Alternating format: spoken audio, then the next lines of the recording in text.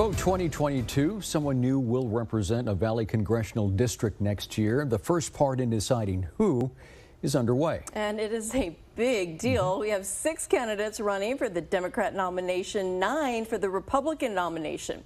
Channel 5's Crystal Martinez is working on a closer look at the Democrat race. But tonight, our Trevier Gonzalez is focusing on the Republican race.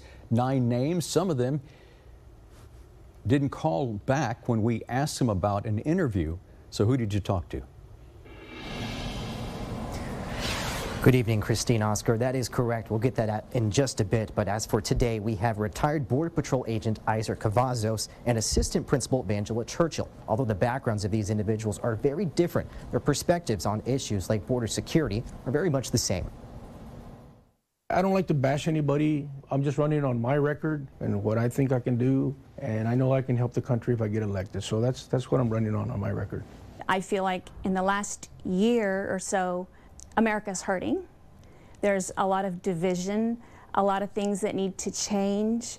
These first-time political candidates making their last-minute efforts to convince voters that they're the best fit for District 15's congressional seat. Right now we got a green light flashing saying we're open, the border is wide open. And when President Trump was there, it was a red light flashing saying, hey, the border's closed. Retired patrol agent Isaac Cavazos says it's his 25 years of experience along the border that sets him apart. He says compared to the 90s, federal agents are now getting less support from Washington. They're not really able to do their job right now. They're doing, duties that they really weren't trained to do. And meanwhile, the cartels are really, they got control of the entire border, and nothing gets through without their authorization, and they're making a lot of money. That same issue, something his opponent says is now taking a toll in the classroom.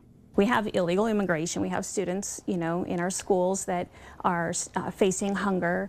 They don't have insurance for their medical needs. I remember trying to find somebody that would give a pair of glasses to a student. Whether it's border security, the Second Amendment, or supporting law enforcement, the 2 candidates have a number of similar conservative viewpoints.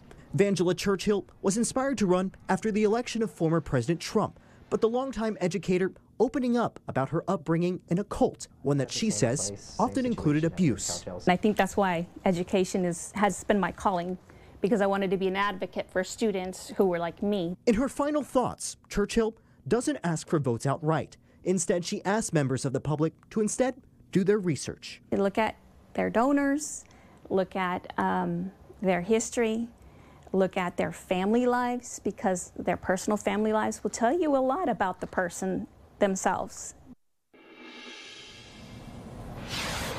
Now, to that point Oscar had mentioned, we have also reached out to Republican candidate John C. Lerma via email, but we have not yet heard back from him. Also, Monica de la Cruz, who narrowly lost against Vicente Gonzalez in 2020, did get back to us today. A representative tells us that their team at the moment is not doing any interviews and cites that right now they just have a full schedule until that primary election. Trevier Gonzalez, Channel 5 News at 10.